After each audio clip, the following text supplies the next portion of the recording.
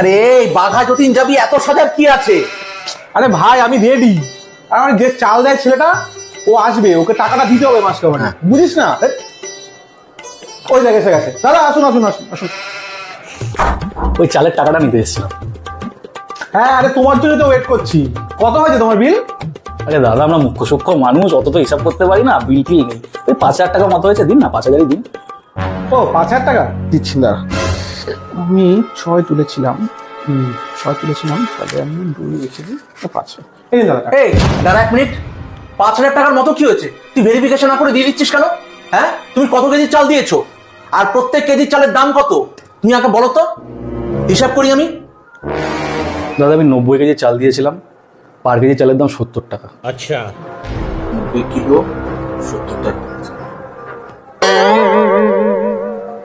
6,300। দেখলেন দাদা, মূর্খ মানুষ বলে আমাদের কত ভুল হয়।